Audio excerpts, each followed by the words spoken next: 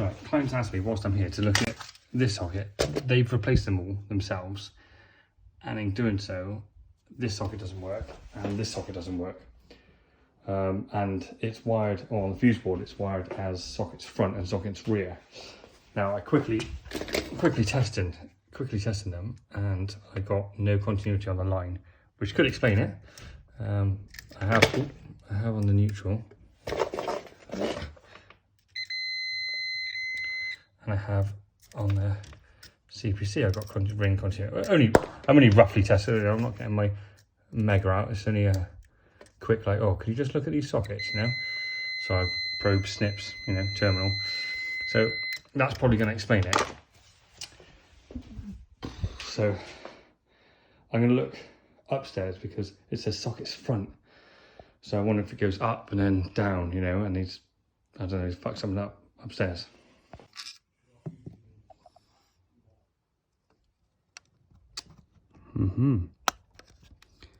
Could that be the issue? Let's re-terminate and see if that's it. Okay, so I re-terminated that bedroom socket, and I was still getting open circuit on the line. And it says sockets front, so just from looking at how I would wire it if I was a Sparky, this circuit also comes off of it. This socket also comes off that circuit, so perhaps it goes like up and over or something like that. And I drop this socket front off, and that's like never been in the terminal. Right, that socket's re-terminated now. So you're going to see, hopefully for the first time, as am I, if my theory that the two poorly terminated sockets have resulted in the open line ring continuity. So we had it on neutrals, we had it on CPCs. See if that's it. Ah, beautiful sound. Right, that'd be it, I reckon. That's the problem. Two poorly terminated sockets resulted in a break in the ring, hence these two didn't work. So let's get that socket back on, get that back on, power up. Happy days, nice quick find. Right, so I just got in from that job where I was just, the customer just asked me, oh, can you just check, you know, these sockets aren't working. I've replaced them all, but these two aren't working. They did say that they were working when he changed all the socket fronts. And then randomly they just both stopped working. Now I could have got my mega out.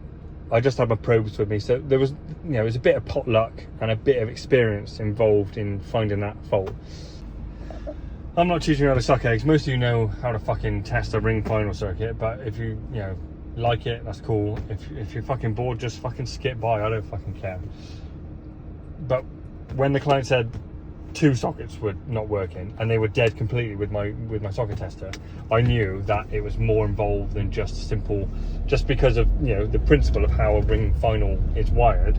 I knew that it was more of an issue than purely one socket had been terminated poorly, if you know what I mean. How a ring circuit is wired, how a ring final is wired, it had to be more than just the lines have popped out of one socket, you know, because it would still receive, the other socket would still receive 230 volts, you know, line to earth and line to neutral, through the other leg. So dropping off both those sockets, and they're both terminated right, it had to be something else more involved. But yeah, happy days.